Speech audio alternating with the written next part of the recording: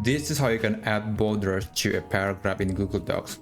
In this example, I'm going to add borders to this paragraph. So what I need to do now is I'm going to select the paragraph, and let's go ahead to format, and let's select paragraph and styles, click borders and shading.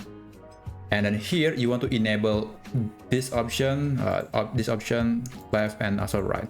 So this is going to create a borders surrounding this paragraph, and you want to change the number or the thickness of the border. It's totally up to you. I think 1.5 is appropriate, and border dash is basically just the style of the border. I think this line is pretty common.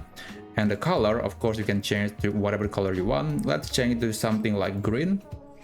And for the background, I think I'm going to keep it as it is because this is a document, so I think white is the most appropriate background.